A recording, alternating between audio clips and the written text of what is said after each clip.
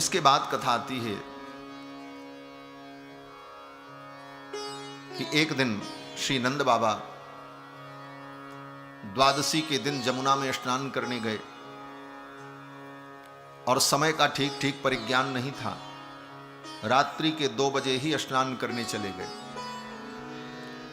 नींद खुल गई, उन्हें लगा कि सवेरा हो गया और चले गए जमुना में स्नान करने। रात्रि के 2 बजे आसुरी वेला होती है। उस समय वरुण के सेवक असुर जल में विचरण करते हैं। उस समय नदी में और सरोवर में प्रवेश नहीं करना चाहिए। नंद बाबा चले गए स्नान करने। वरुण के सेवकों ने देखा और नंद बाबा को वरुण पास में बांध लिया और लेकर के वरुण लोक चले गए। नंद बाबा लौट करके नहीं आए। सवेरा हो गया,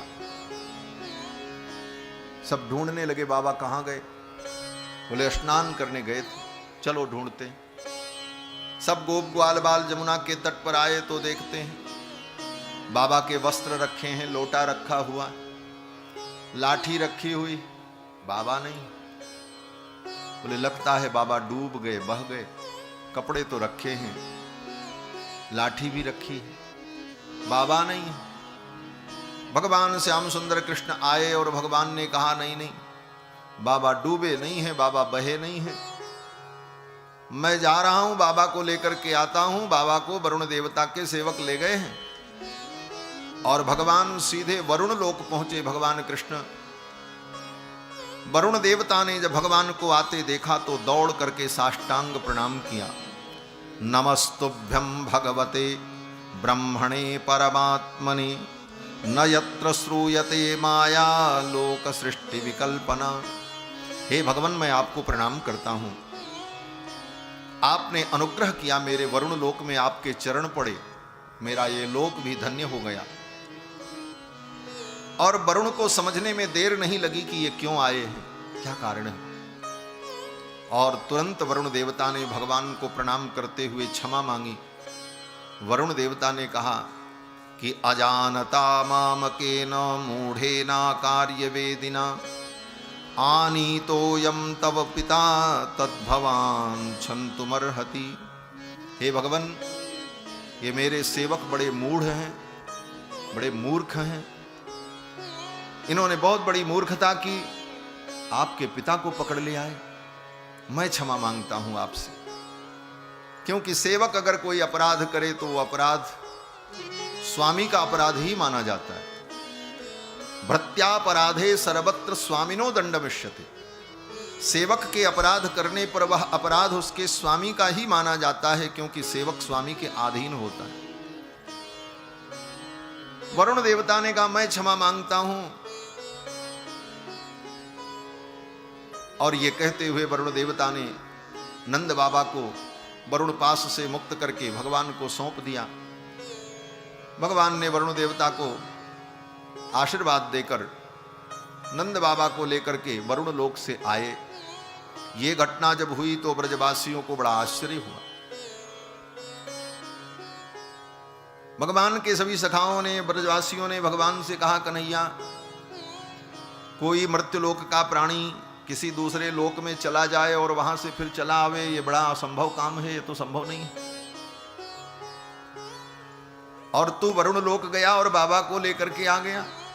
और बाबा बता रहे थे वरुण देवता ने तुमको दंडोत की, हाँ, तुम्हारी पूजा की।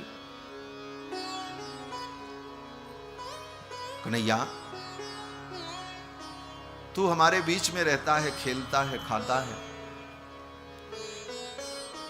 लेकिन तू कोई अद्भुत लोक से आया है।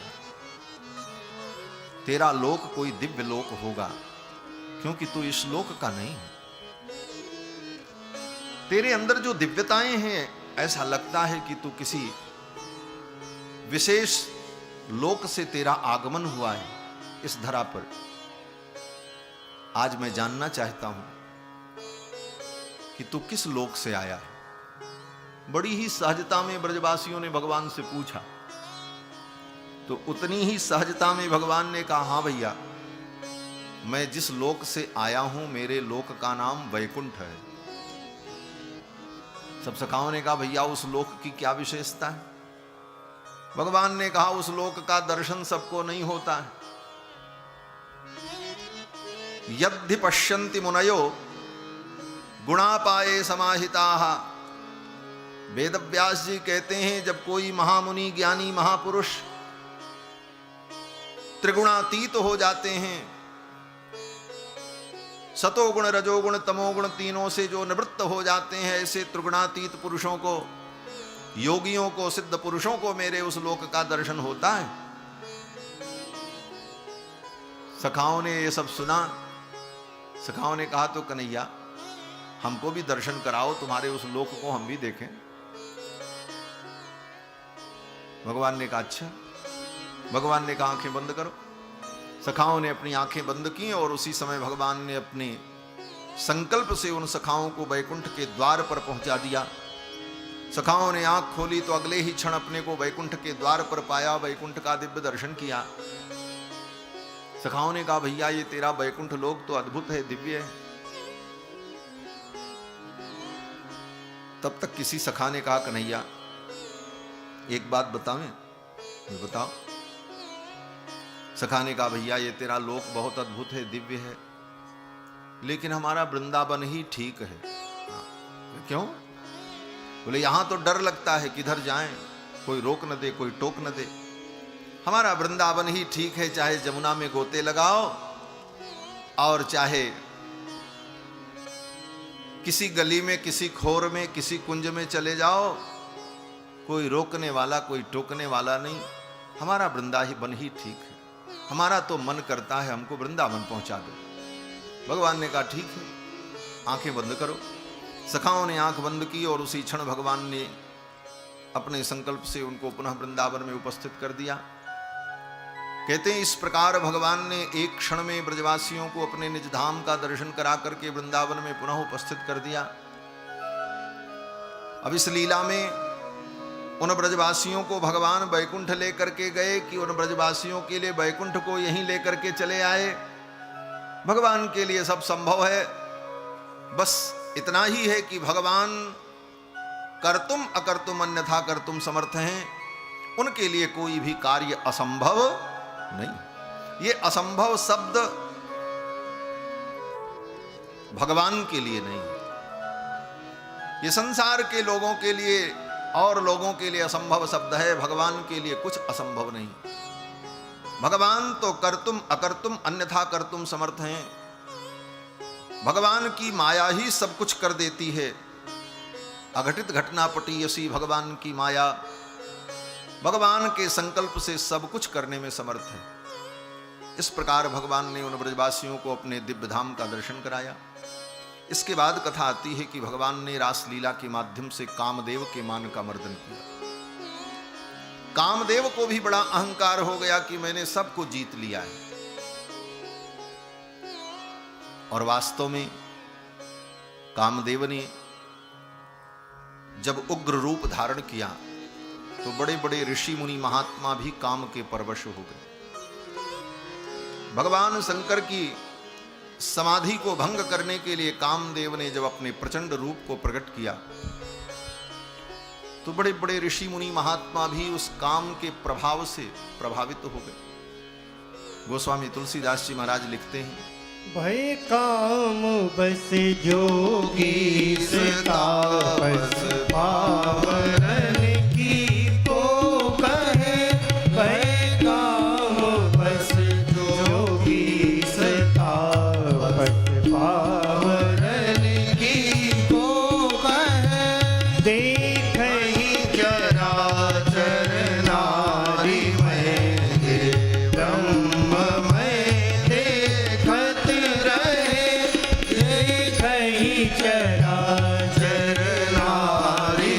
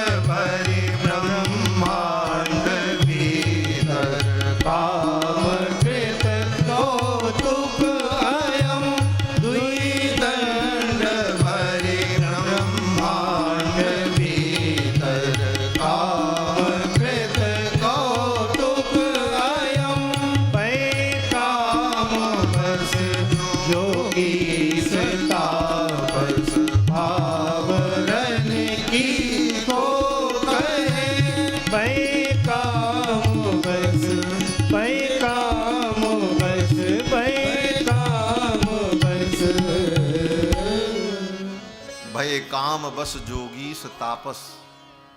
बड़े बड़े जोगी तपस्वी भी काम के परवश हो। काम को जीतना इतना सरल नहीं।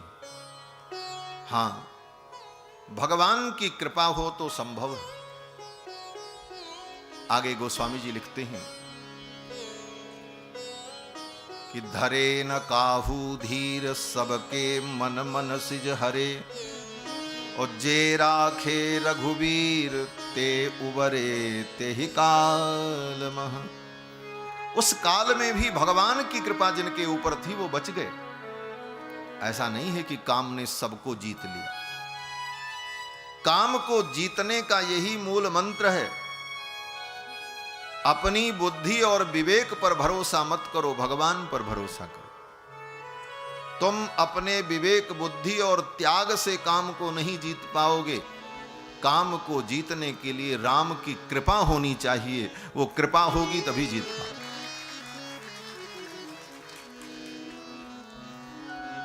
अपने बुद्धि, विवेक और त्याग से अगर जीतने की कोशिश भी की तो अहंकार भी आ जाएगा। हमने तो काम पर विजय पा लिया, और परिणाम उसका यही होगा कि वह अहंकार क्षण भर में चूर हो जाए। इसलिए भरोसा भगवान का ही करना चाहिए। जे राखे रघुवीर ते उबरे ते ही काल में। कामदेव को बड़ा दर्प हो गया। देवर्षि नारद मिले। नारद जी ने कहा, रे कंदर्प, कहां जा रहे हो? कामदेव ने कहा, कोई लड़ने वाला नहीं मिलता, सब मुझसे हार गए। कामदेव ने नारद जी की भी चुटकी ले ली। बोले, आप भी तो विश्व मोहिनी के चक्कर में पड़ गए थे। आज भी रामायणी लोग रामायण के प्रवचन में नारद मोह का वर्णन करते हैं। विश्व मोहिनी का हाथ देखने गए और मोह में पड़ गए, और इतने मोह में पड़े कि भगवान से जाकर के कहा, प्रभु अब कोई रास्ता नहीं है, आप अपना स्वरूप हमें दे दो जिससे वो विश्व मोहिनी मेरा वर्ण कर ले, क्योंकि अब उसके बिना मैं रह नहीं सकता। नारद जी की ये स्थिति हो गई। भगवान ने कहा, मेरे पास क्यों आए? तो नारद जी ने कहा, मैं आपका दास हूं, कहां जाऊं? जेहि विधि नाथ होय हित मोरा, करहु सुबेगी दास में तोरा। दास आपका हूं, जाऊं कहां? नारद जी ने जो पहले कहा था, भगवान ने उस पर ध्यान नहीं दिया। नारद जी ने कहा, वो विश्व मोहिनी मुझे बहुत अच्छी लगती, उससे मेरा ब्याह हो जाए, इसलिए आपकी सुंदरता, आपका ये सौंदर्य मेरे अंदर आ जाए, यही मैं मांगने आया हूं। इन सब बातों को भगवान ने सुना, लेकिन भगवान को सबसे अच्छी बात क्या लगी? नारद जी की एक बात भगवान को बहुत प्यारी लगी, जो नारद जी ने अंत में कहा। और क्या कहा? हे प्रभु, मैं आपका दास हूं। जेहि विधि नाथ होय हित मोरा, करहु सो बेगी दास में तोरा। मैं आपका दास हूं, चाहे अच्छा हूं चाहे बुरा हूं, जो कुछ हूं आपके सामने हूं, आपके सामने आया हूं। आपसे मैंने कुछ छिपाया नहीं है, जो कुछ कहना था आपसे मैंने कह दिया। यह निश्चलता नारद जी की भगवान को इतनी प्रिय लगी। भगवान ने कहा, कुछ भी हो, नारद मेरा है, और अगर इसके मन में विकार आया है तो मैं इसकी रक्षा करूंगा। भगवान ने कहा, जेहि विधि होई है परमहित नारद सुनहु तुम्हार, सो हम करब न आन कछु मृषान बचन हमार। कुपथ माग रुज व्याकुल रोगी, देहि न वैद्य सुनो मुनि जोगी। और भगवान ने सारी योजना बनाई और अपने भक्त देवर्षि नारद को बचा लिया। ऐसी लीला, बंदर बना दिया। आए थे सुंदर बनने, बना दिया बंदर। भगवान ने सोचा, आज मैं अपने नारद को अगर सुंदर बना दूंगा तो मेरा नारद जीवन भर के लिए बंदर बन जाएगा। आज अगर सुंदर बना तो ये जीवन भर के लिए बंदर बनेगा। क्यों? बोले, जो ब्याह के पहले ही इतना आसक्त है और इसका ब्याह हो गया तब तो फिर इसकी लुगाई इसको नचाएगी। नाचई नट मरकट की नाई, भगवान ने सोचा आज अगर सुंदर बनाया तो मेरा नारद सदा के लिए बंदर बन जाएगा, लेकिन आज अगर एक दिन के लिए मैं अपने नारद को बंदर बना दूं तो मेरा नारद सदा के लिए सुंदर रहेगा। इसलिए भगवान ने नारद जी को सुंदर नहीं बनाया, बंदर जैसा चेहरा दे दिया। और जब पहुंचे सभा में तो मरकट बदन भयंकर देखी, बंदर का मुख देखा। विश्वमोहिनी ने तो उधर गई ही नहीं, वो दूसरी तरफ चली गई। और तब तक भगवान आए। विश्वमोहिनी ने भगवान को बरमाला पहना दी और भगवान विश्वमोहिनी को लेकर चले गए। इतनी प्रसिद्ध कथा है। कामदेव ने थोड़ा नारद जी को भी व्यंग किया, लेकिन नारद जी भगवान के परम भक्त हैं, भगवान के मन के अवतार हैं, और नारद जी वही करते हैं जो भगवान की इच्छा होती है। भगवान की संकल्प की इच्छा की प्रतिमूर्ति हैं देवर्षि नारद मानो। नारद जी ने कहा ठीक है तुम विश्व विजयी हो, लेकिन देखो विश्व विजय का खिताब, विश्व विजय का पुरस्कार तो तुम्हें तब मिलेगा जब सबको जीत लो। नारद जी ने कामदेव ने कहा बचा कौन? नारद जी ने कहा अभी एक बालक बचा हुआ है, 10 वर्ष का बालक है, पढ़ा लिखा भी नहीं, विद्यालय में तो गया ही नहीं, और गोपियों के बीच में ताता थैया करता रहता है, गाय चराता है। अगर उसको तुमने जीत लिया तो मैं मान लूंगा तुम विश्व विजयी हो। कामदेव ने कहा बड़े बड़े मुनि महात्मा तो बचे नहीं, वो 10 वर्ष का छोरा मेरे सामने क्या है? नारद जी ने कहा जाकर के देखो। कामदेव भगवान के पास आया। भगवान तो चाह ही रहे थे कामदेव आवे और लीला का उपक्रम हो और कामदेव के मान का मर्दन हो। और भगवान ने कामदेव से कहा ठीक है, शरद पूर्णिमा की रात्रि में जमुना के तट पर वंशी बट पर हजारों हजारों गोपियों के मध्य में, सहस्रों सहस्रों गोपियों के मध्य में मैं अकेला पुरुष रहूंगा, तुम अपने परिकर के सहित आ जाना और वही निर्णय होगा कौन विजयी होता है। भगवान ने कामदेव को निमंत्रण दे दिया। शरद पूर्णिमा आई, आश्विन मास की पूर्णिमा तिथि, शरद की वो रात्रि, और भगवान ने रास लीला का उपक्रम किया। 5 अध्याय में भगवान की रास लीला का वर्णन श्री सुखदेव जी ने राजा परीक्षित को सुनाया है। ये रास पंचाध्यायी श्रीमद् भागवत का प्राण है। जैसे हमारे आपके शरीर में 5 प्राण होते हैं, प्राण अपान व्यान समान उदान, पंच प्राण, उसी प्रकार श्रीमद् भागवत का ये 5 प्राण है रास पंचाध्यायी। ये 5 अध्याय, 5 अध्याय में सुखदेव जी ने भगवान की रास लीला का वर्णन किया है। और ये बड़ी रसमयी, मंगलमयी, आनंदमयी लीला है, विशुद्ध लीला है। इस लीला में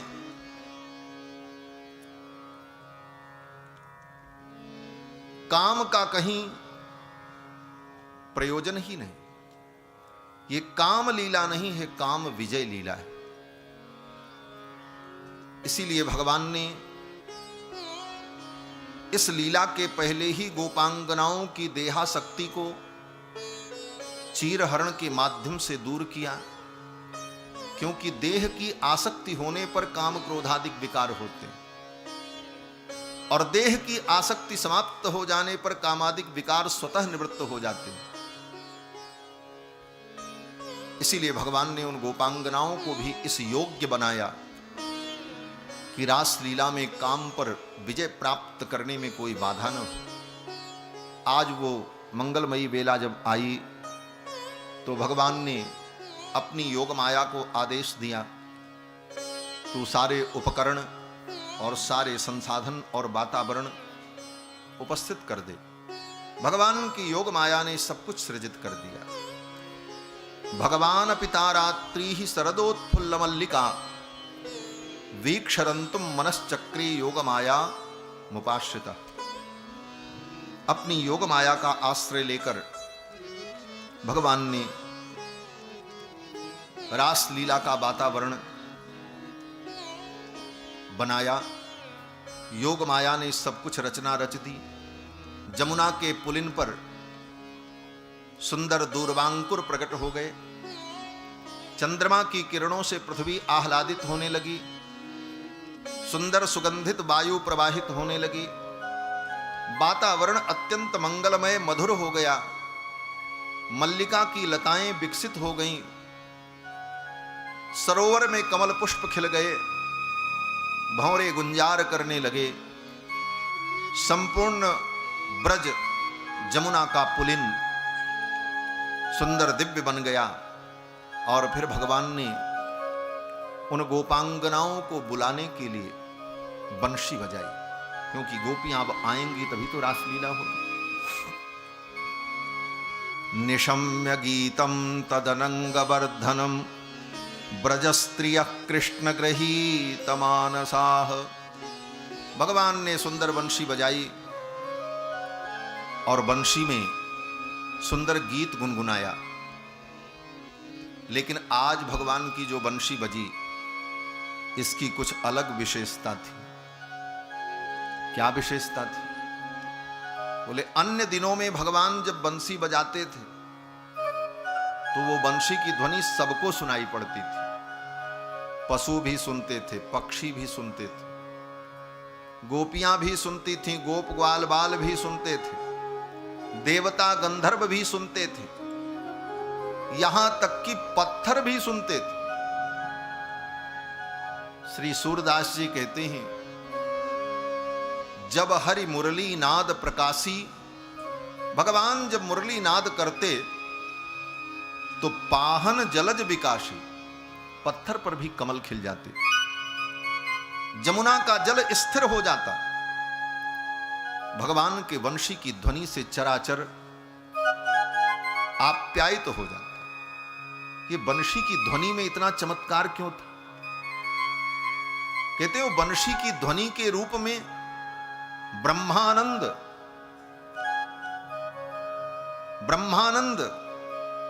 परमात्मा का जो ब्रह्मानंद स्वरूप है, वह ब्रह्मानंद ही बंशी के रव के रूप में निकलकर उन प्राणियों के कर्ण कुहरों से उनके हृदय में जब प्रविष्ट होता तो सबको उस ब्रह्मानंद की अनुभूति होती। इति वेणु रवम राजन सर्वभूत मनोहरम, समस्त भूतों के मन का हरण करने वाला भगवान का वेणु रव ब्रह्मानंद। दूसरे शब्दों में कहा जाए तो भगवान का जो अधरामृत है, वह अधरामृत ही बंशी के माध्यम से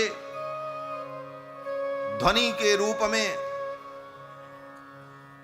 परिवर्तित होकर ब्रज के समस्त प्राणियों को प्राप्त हो रहा है।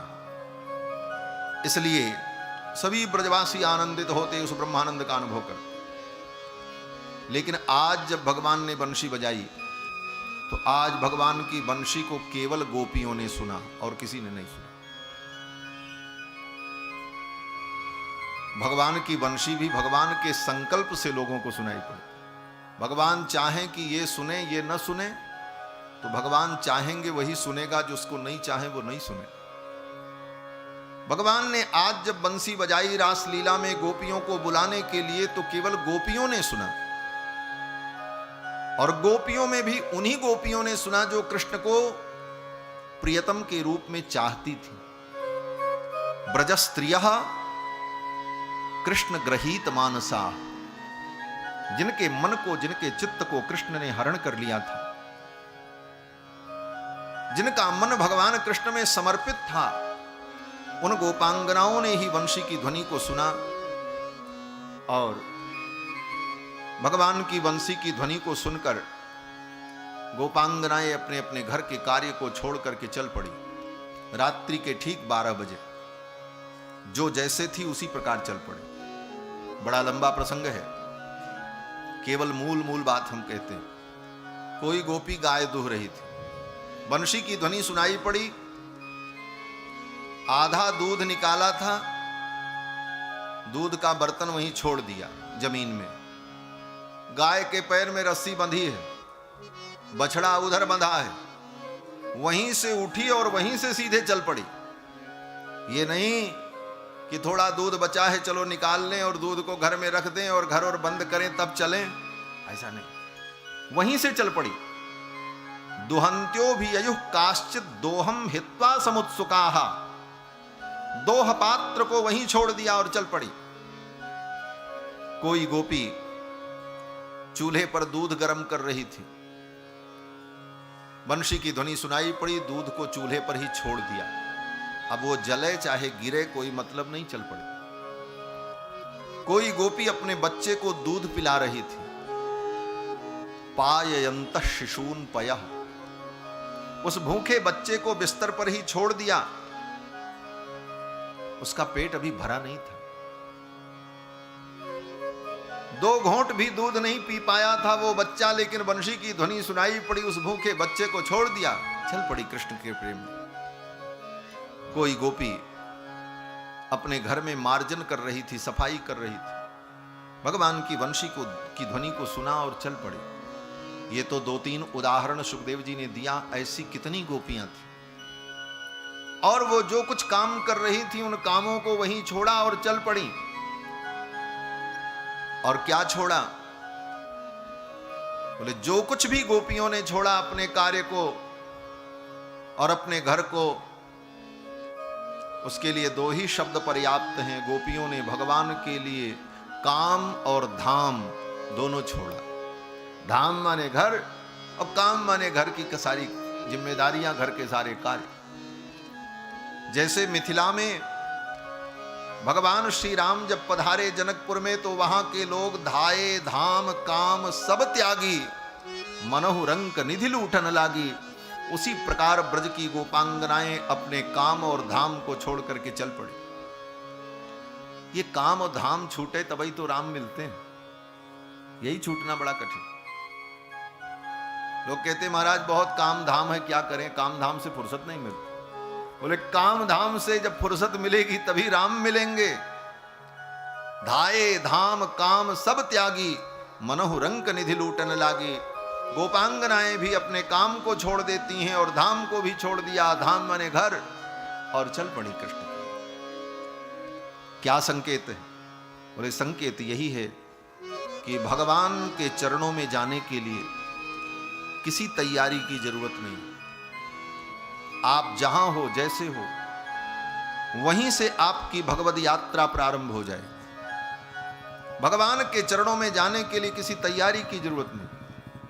और दूसरी बात, भगवान की यात्रा में अगर चलना चाहते हो और इस यात्रा में तुम अपने गंतव्य तक, भगवान के चरणों तक पहुंचना चाहते हो, तो तुम्हारे चले जाने के बाद क्या होगा, काम कैसे होगा, धाम कैसे बचेगा, बोले इसकी चिंता छोड़ करके जाना होगा।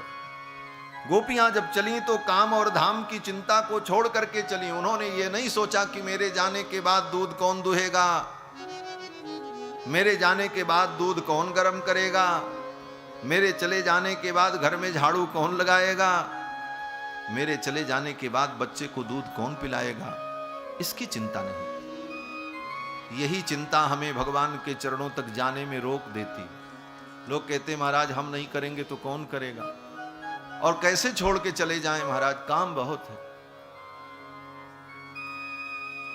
एक दिन सब छोड़ के जाना ही पड़ेगा, तब भी ये काम होगा।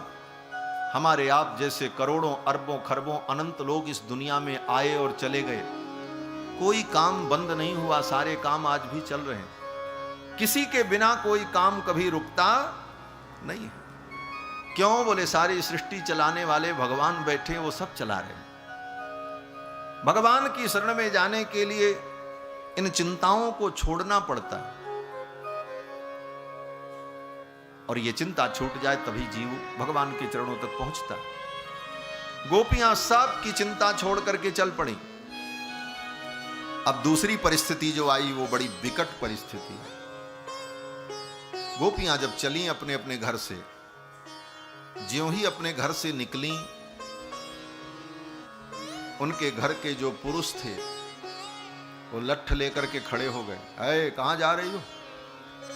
तावार्यमाणा पतिभिः पितृभिः भ्रातृबंधुभिः। उनके भाई बंधु पिता जो परिवार के लोग थे वे लोग सामने आ गए, बोले कहां जा रही हो? गोपियों ने कहा मैं जाने दो। परिवार के लोगों ने कहा ये आधी रात में कहां जाओगी? क्योंकि वंशी की ध्वनि तो केवल गोपियों को सुनाई पड़ी। अगर उन गोपों को सुनाई पड़ती तो उनको पता चलता कि चलो कृष्ण की बंसी बज रही इसलिए ये जा रही हैं, और गोपियां बताती भी नहीं। और रात्रि के 12 बजे कोई स्त्री अपने घर से निकल करके अचानक चल पड़े तो स्वाभाविक है कि परिवार के पुरुष वर्ग के लोग पूछेंगे भाई कहां जा रही हो, क्या कारण है? आधी रात में जाने का औचित्य क्या है? घर के पुरुषों ने पूछा, लेकिन गोपियां कुछ बोलती नहीं है, कहती जाने दो मुझे, मत रोको। उन पुरुषों को लगा कि ये पागल हो गई है, बता भी नहीं रही है कहां जाना, और जाने की जिद कर रही है, और रात के 12 बजे कहां जाएगी ये? लगता है इसका दिमाग खराब हो गया।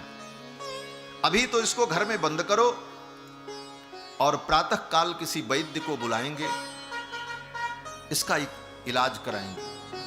लगता है इसका दिमाग खराब हो गया, दौड़ा पड़ रहा। उन पुरुषों ने उन गोपियों को ले जाकर के घर में बंद कर दिया, जाने ही नहीं दिया। गोपियां जा नहीं पाई, बंद कर दिया घर में। अंतरगृहगता काश्चित गोप्यो लब्ध विनिर्गमाः। उनके परिवार के लोगों ने उनको बंद कर दिया, जाने नहीं दिया। ये दूसरी विडंबना है। कोई जीव जब भगवान की शरण में जाना चाहता है तो सबसे पहले बाधक कौन बनता है? बोले उसके अपने लोग ही रोकने वाले होते हैं। जिनके लिए उसने जीवन दिया, जिनके लिए अपने जीवन के सारे सुख त्यागे, वही लोग उसे भगवान के चरणों में जाने से रोकते। बाहर का कोई व्यक्ति नहीं रोकता, अपने ही बाधक बनते हैं। उन पुरुषों ने उन्हें जाने नहीं दिया, घर में बंद कर दिया। और जब गोपियां रास में नहीं पहुंच पाईं तो गोपियों ने अपने घर में ही बैठे बैठे अपनी आंखों को बंद करके कृष्ण का ध्यान किया है। इस कथा को बड़ी सावधानी से सुनना, कहीं कोई संदेह नहीं होगा। कोई गोपी शरीर से रास मंडल में गई ही नहीं, उनके पुरुषों ने उनको घर में बंद कर दिया। अंतर्गृहगता काश्चित गोप्यो लब्ध विनिर्गमा। और जब जाने नहीं पाई तब भगवान के वियोग में उनको इतना दुख हुआ। दुस्सह प्रेष्ठ विरह तीव्र ताप द्युता अशुभाः। सुखदेव जी कहते हैं राजन, भगवान के वियोग में गोपियों को इतना दुख हुआ कि उस दुख की ज्वाला में उनके जन्म जन्मांतर के जितने कुछ बचे खुचे अशुभ कर्म थे वो सब नष्ट हो गए। और फिर गोपियों ने जब भगवान का ध्यान किया अपने ही घर में, तो ध्यान प्राप्ताच्युता से स निर्वृत्या क्षीण मंगला।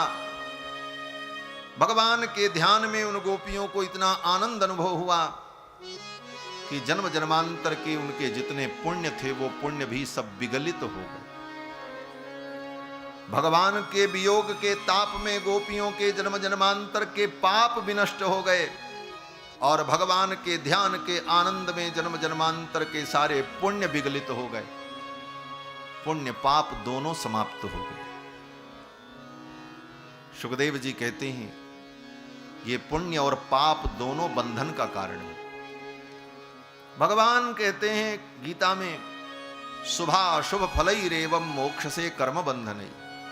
शुभ अशुभ दोनों कर्म बंधन के कारण है, और ये दोनों कर्म जब निवृत्त हो जाते हैं तभी जीव को परम शांति परम आनंद की प्राप्ति होती।